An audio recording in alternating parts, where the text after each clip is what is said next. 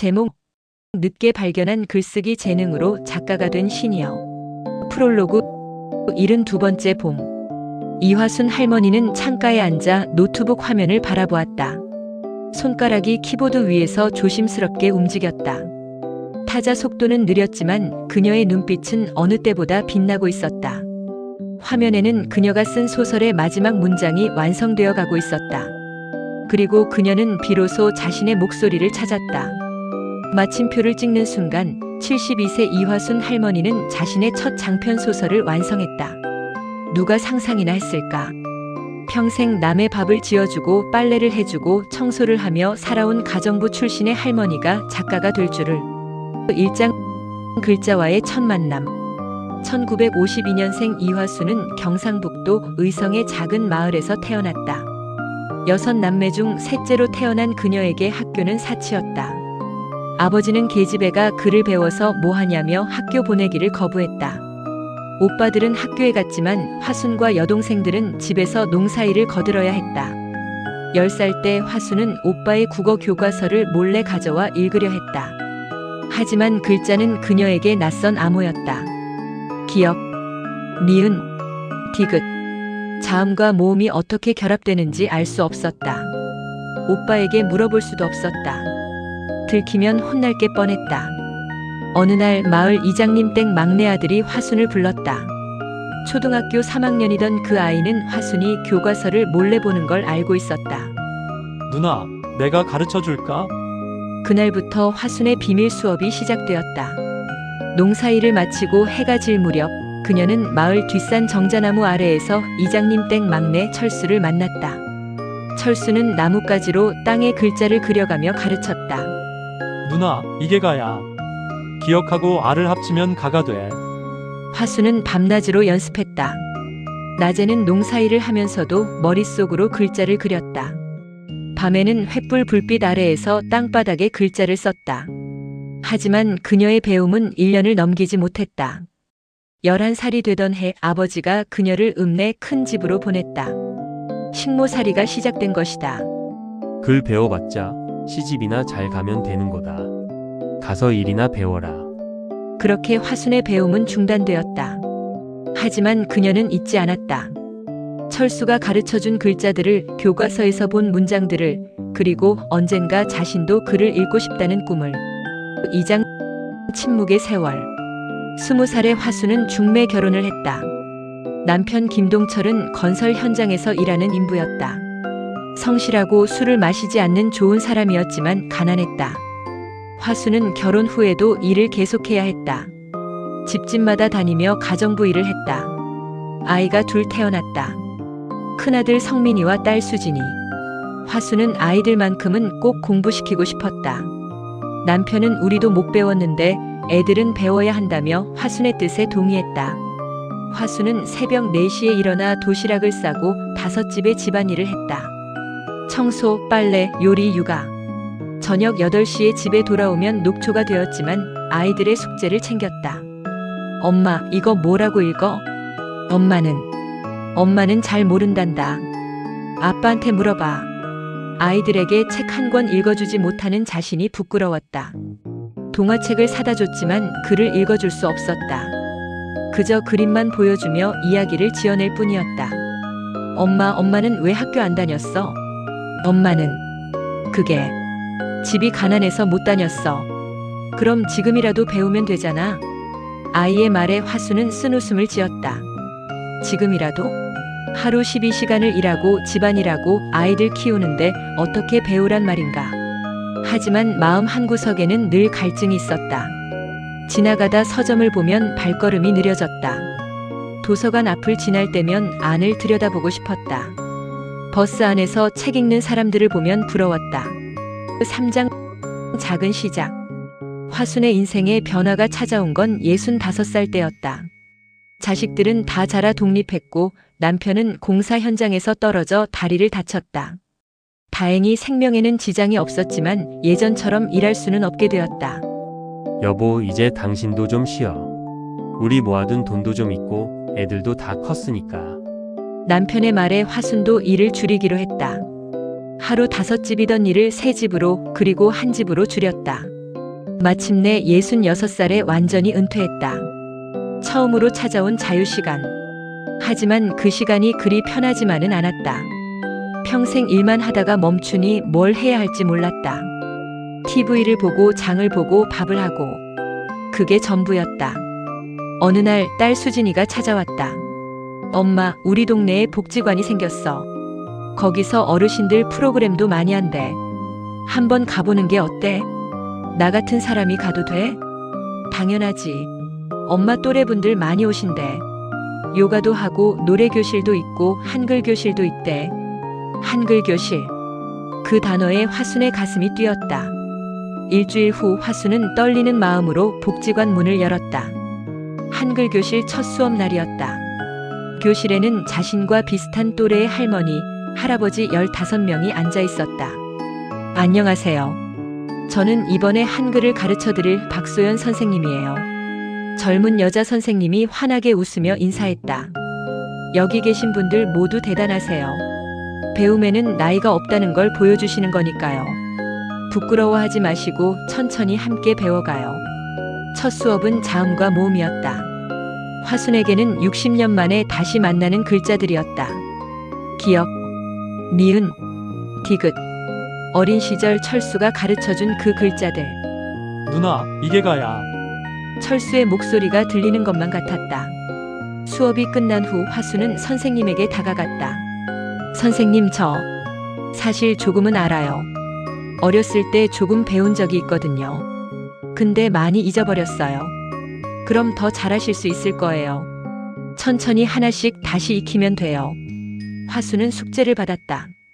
자음과 모음을 연습장에 쓰는 것. 집에 돌아와 그녀는 밤늦도록 연습했다. 손이 떨려 글씨가 삐뚤빼뚤했지만 포기하지 않았다. 사장 글자가 만든 세계. 한글 교실에 다닌 지 석 달 화수는 간단한 문장을 읽을 수 있게 되었다. 신문 헤드라인, 간판, 버스 번호. 세상이 달라 보였다. 할머니, 오늘은 일기를 써볼 거예요. 박소연 선생님의 말에 화수는 긴장했다. 일기? 자신이 일기를 쓸 수 있을까? 어렵게 생각하지 마세요. 오늘 있었던 일을 짧게라도 써보는 거예요. 오늘은 날씨가 좋았다, 이것만 써도 돼요. 화수는 연습장을 펼쳤다. 한참을 망설이다가 천천히 글자를 썼다. 오늘은 비가 왔다. 우산을 안 가져가서 젖었다. 단 2문장. 하지만 화순에게는 엄청난 성취였다.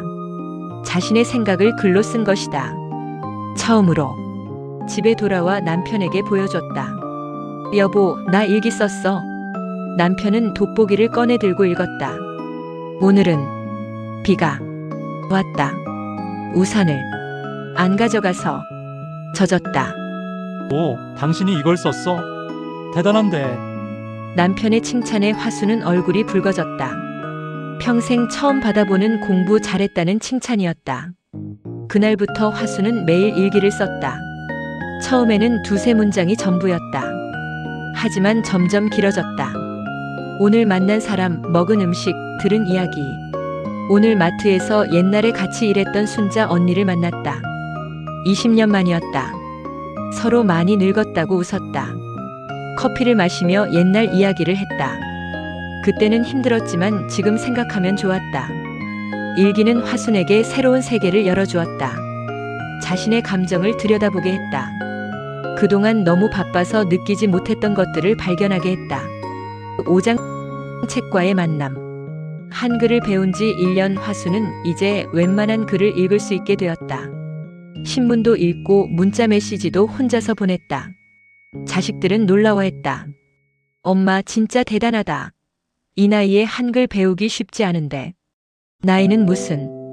배우고 싶으면 배우는 거지. 어느 날 박소연 선생님이 화순에게 책 한 권을 건넸다. 할머니, 이거 한번 읽어보세요. 쉬운 동화책이에요. 선생님, 저 동화책이 어린이만 보는 거 아니에요. 어른이 봐도 좋아요. 그리고 이 책은 특별해요. 할머니 이야기거든요. 책 제목은 꽃들에게 희망을이었다. 50대에 시를 쓰기 시작한 시인 트리나 폴러스의 이야기였다. 화수는 그날 밤 책을 펼쳤다. 글자를 하나하나 읽어나갔다. 느렸지만 포기하지 않았다. 모르는 단어가 나오면 사전을 찾아봤다. 딸이 사준 전자사전이 큰 도움이 되었다. 책 속의 애벌레는 나비가 되기 위해 고군분투했다. 그 이야기가 화순에게는 자신의 이야기처럼 느껴졌다. 70년 가까이 살면서 처음으로 자신을 위한 시간을 가진 것. 그것이 바로 나비가 되는 과정이 아닐까? 책을 다 읽는데 일주일이 걸렸다. 마지막 장을 덮는 순간 화순은 울었다. 기쁨의 눈물이었다. 자신이 혼자 힘으로 책 한 권을 읽었다는 사실이 믿기지 않았다. 선생님, 저 책 다 읽었어요. 정말요? 어떠셨어요? 좋았어요. 제 이야기 같았어요. 저도 나비가 되고 싶어요. 박소연 선생님은 화순의 손을 잡았다. 할머니는 이미 나비가 되고 계세요. 날개를 펼치고 계시잖아요. 6장 글쓰기의 발견. 책을 읽기 시작하면서 화순의 일기도 달라졌다. 단순한 사실 나열이 아니라 감정과 생각이 담기기 시작했다. 오늘 도서관에 처음 갔다. 책이 정말 많았다. 어떤 책을 읽어야 할지 몰라서 한참을 서 있었다. 사서 선생님이 추천해준 책을 빌렸다. 82년생 김지영이라는 책이다. 제목만 봐도 왠지 내 이야기 같다. 김지영이라는 이름은 흔하니까. 나도 이화순이라는 이름이 흔하니까. 내일부터 읽어봐야겠다. 82년생 김지영을 읽으며 화순은 많은 생각을 했다. 책 속 김지영은 자신보다 30년 후에 태어난 여성이었지만 겪는 차별과 어려움은 비슷했다. 아니, 어떤 면에서는 자신이 더 심한 차별을 받았다. 화순은 일기에 자신의 생각을 썼다. 김지영이는 대학도 나왔고 직장도 다녔다. 나는 학교도 못 갔다. 그런데 김지영이도 힘들어했다. 나는 얼마나 힘들었을까? 그때는 몰랐다. 그냥 사는 게 그런 줄 알았다. 지금 생각하면 억울하다. 나도 공부하고 싶었는데, 나도 다른 일을 해보고 싶었는데. 박소연 선생님은 화순의 일기를 보고 말했다. 할머니, 이거 정말 잘 쓰셨어요. 솔직하고 진심이 느껴져요. 그래요? 그냥 생각나는 대로 쓴 건데. 그게 좋은 거예요. 진심이 담긴 글이 가장 좋은 글이에요. 할머니, 혹시 할머니 인생 이야기를 써보는 건 어때요? 내 인생 이야기요? 네. 할머니가 살아오신 이야기요. 분명 재미있을 것 같은데요. 화순은 고개를 저었다. 제 인생은 특별한 게 없어요. 그냥 평범하게 일하고 살았어요. 평범한 삶이 가장 특별한 거예요. 그리고 모든 사람의 인생은 소중해요. 선생님의 말이 화순의 마음에 남았다. 그날 밤 화순은 새 노트를 펼쳤다. 그리고 제목을 썼다. 내 인생 이야기. 7장 기억을 글로.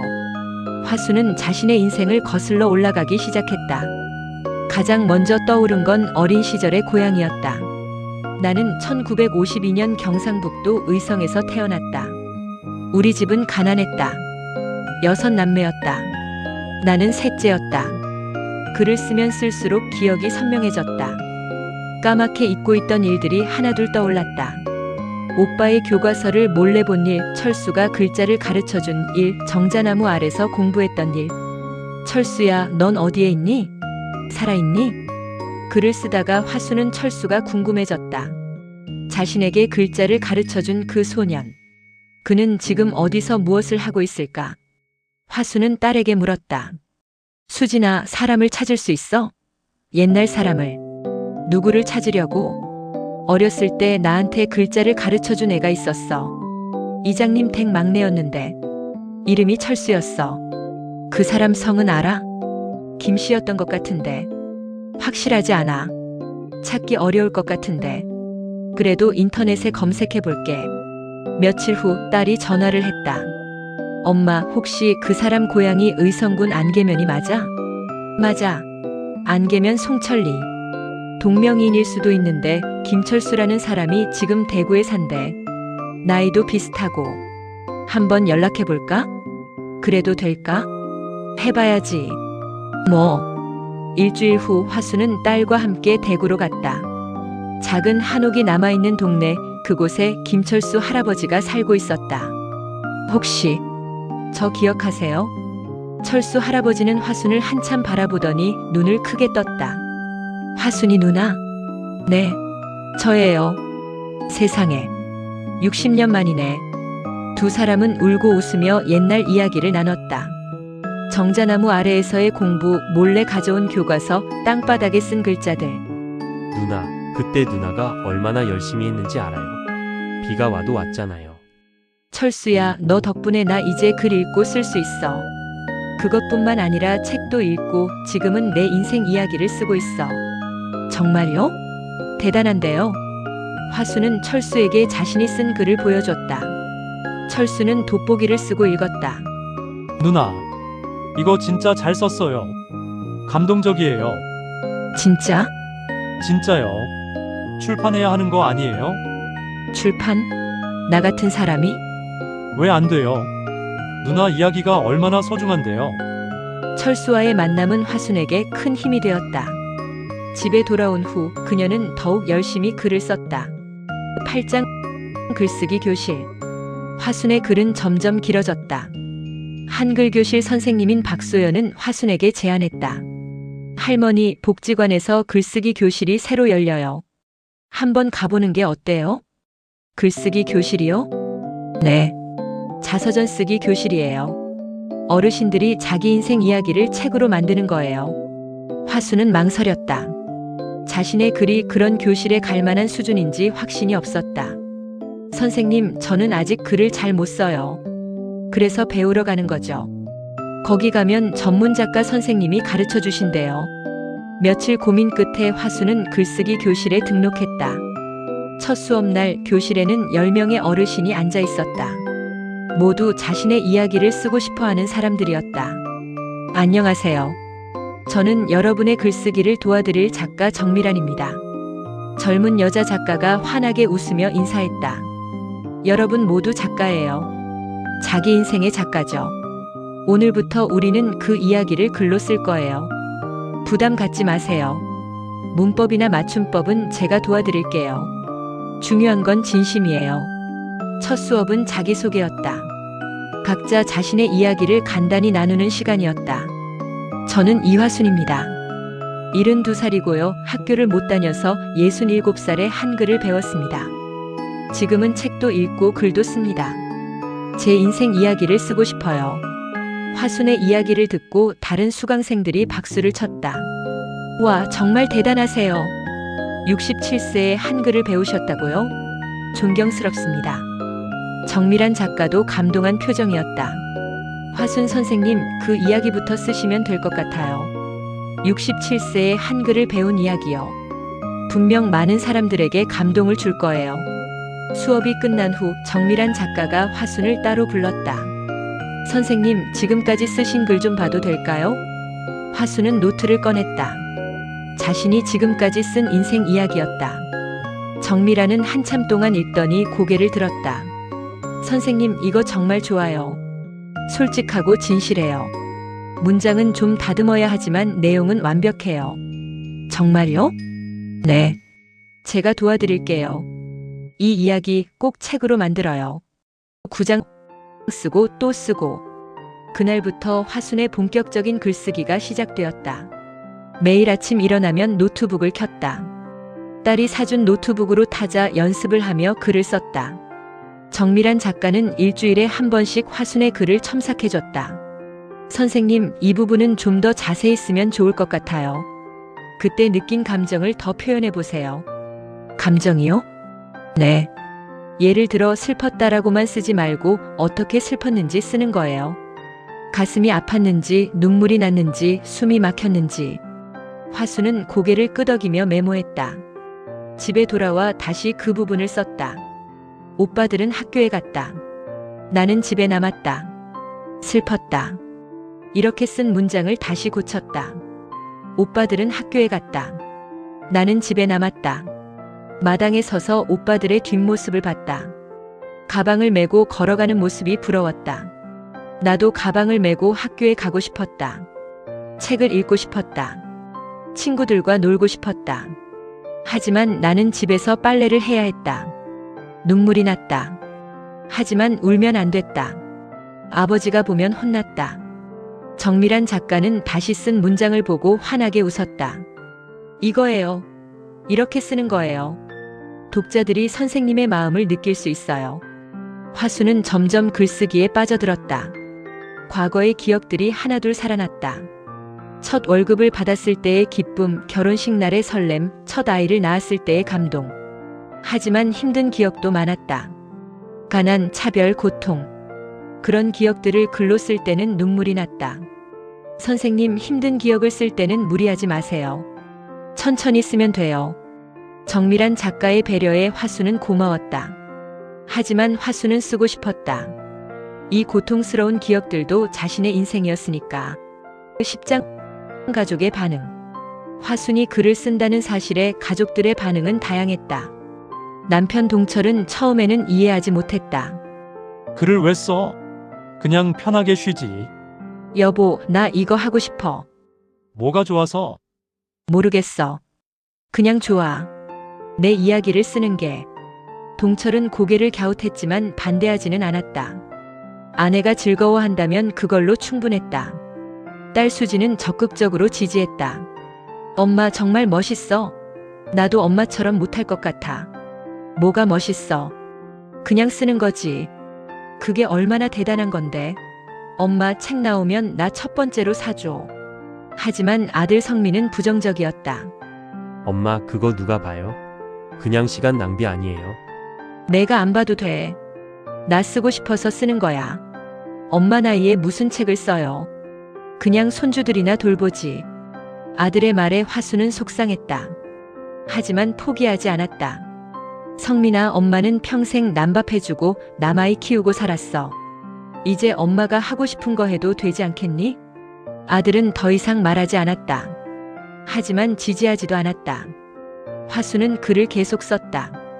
아들의 반대에도 주변의 의아한 시선에도 굴하지 않았다. 11장 벽에 부딪히다. 글을 쓴 지 반년. 화수는 벽에 부딪혔다. 쓸 이야기는 많은데 어떻게 써야 할지 막막했다. 선생님, 저 더 이상 못 쓰겠어요. 정밀한 작가에게 화수는 솔직히 말했다. 왜요? 무슨 일 있으세요? 글이 안 써져요. 머릿속에는 많은데 글로는 안 나와요. 그럴 때가 있어요. 모든 작가가 겪는 일이에요. 저는 작가가 아니에요. 아니에요. 선생님도 작가예요. 글을 쓰는 사람은 모두 작가예요. 정밀아는 화순에게 조언했다. 잠시 쉬어보는 건 어때요? 억지로 쓰지 말고 산책도 하고 책도 읽고. 그러다 보면 다시 쓰고 싶어질 거예요. 화수는 일주일 동안 글을 쓰지 않았다. 대신 도서관에 갔다. 다른 사람들의 자서전을 읽었다. 헬렌 켈러, 마더 테레사, 김대중. 그들의 이야기를 읽으며 화수는 깨달았다. 자신의 이야기도 그들만큼 소중하다는 것을. 위대한 사람만 책을 쓰는 게 아니라는 것을. 일주일 후 화수는 다시 노트북을 켰다. 그리고 썼다. 나는 위대한 사람이 아니다. 그저 평범하게 산 사람이다. 하지만 내 인생도 소중하다. 내가 겪은 고통도 기쁨도 모두 의미가 있다. 이 이야기를 쓰는 이유는 나를 위해서다. 그리고 나와 비슷한 삶을 산 사람들을 위해서다. 12장 완성을 향하여. 글을 쓴 지 1년. 화순의 원고는 200페이지가 넘었다. 어린 시절부터 현재까지의 이야기가 담겨 있었다. 정밀한 작가는 원고를 다 읽고 말했다. 선생님, 이제 거의 다 됐어요. 조금만 더 다듬으면 출판할 수 있을 것 같아요. 출판이요? 네. 제가 아는 출판사에 한번 보여드릴게요. 화수는 믿기지 않았다. 자신의 글이 책이 된다니. 선생님, 저 같은 사람 이야기를 누가 봐요? 많은 사람들이 볼 거예요. 특히 선생님과 비슷한 경험을 한 사람들이요. 그리고 젊은 사람들도 읽으면 좋을 것 같아요. 우리 할머니 세대가 얼마나 힘들게 살았는지 알 수 있으니까요. 일주일 후 정밀아는 좋은 소식을 가져왔다. 선생님, 출판사에서 책 내고 싶대요. 정말요? 네. 편집자가 원고를 읽고 너무 감동받았대요. 꼭 내고 싶다고 했어요. 화수는 울음을 터뜨렸다. 기쁨의 눈물이었다. 그날부터 본격적인 출판 준비가 시작되었다. 편집자와 만나고 원고를 수정하고 표지를 정하고. 선생님, 책 제목은 뭐로 할까요? 화수는 고민했다. 자신의 인생을 한 문장으로 표현한다면 67세에 배운 글자, 72세에 쓴 책 어때요? 완벽해요. 13장 책 출간. 2024년 봄 화순의 책이 출간되었다.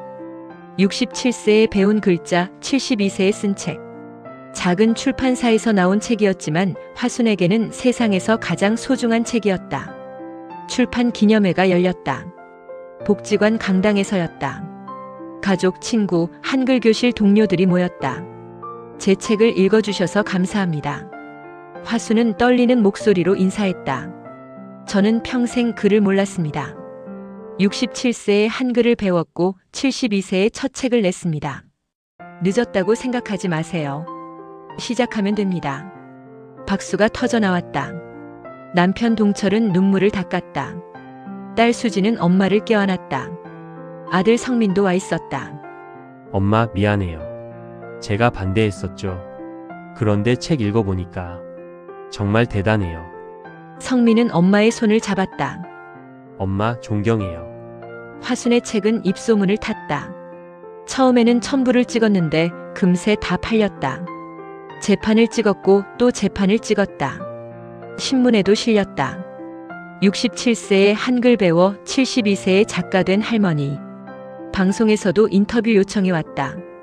할머니, 글쓰기를 시작한 계기가 뭐예요? 늦었다고 생각하지 말고 하고 싶은 거 하고 사세요. 나이는 숫자일 뿐이에요. 화순의 이야기는 많은 사람들에게 감동을 줬다. 특히 시니어들에게 큰 용기를 줬다.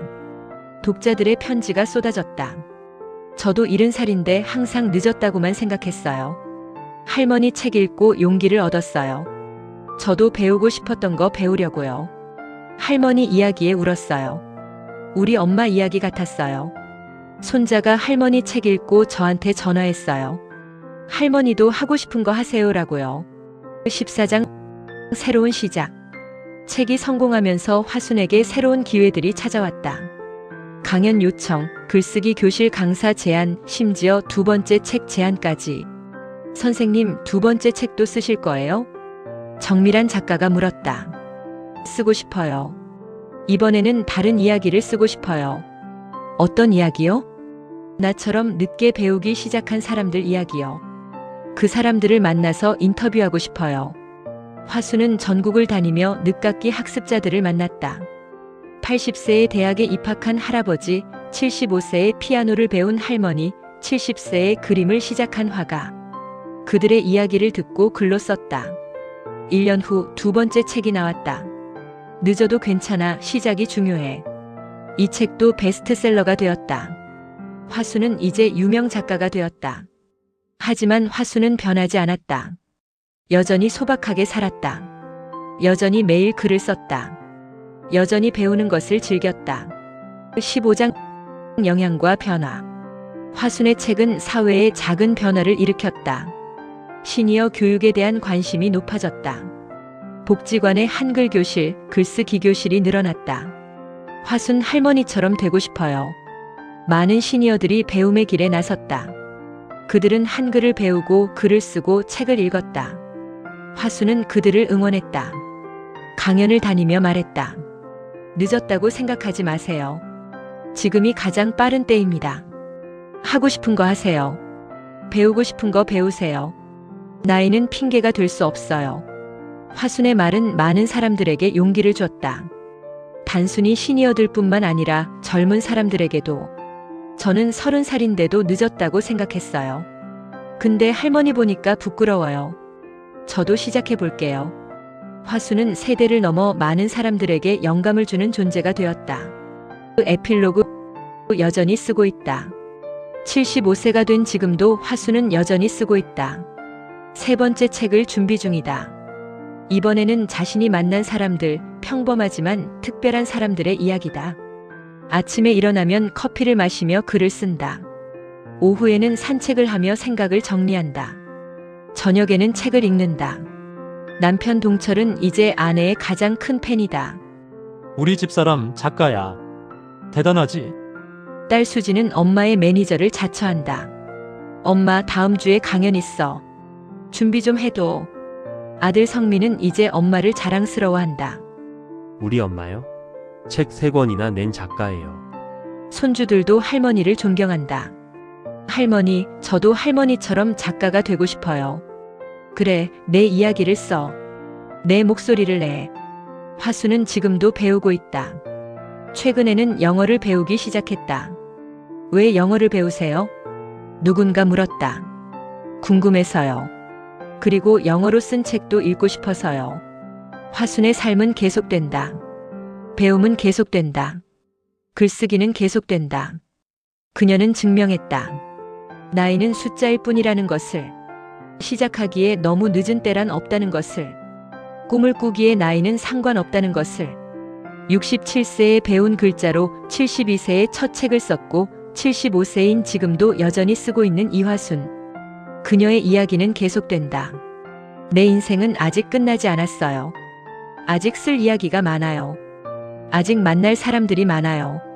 아직 배울 것이 많아요. 그녀는 오늘도 노트북을 켜고 글을 쓴다. 한 글자 한 글자 정성스럽게. 그렇게 그녀의 이야기는 계속된다.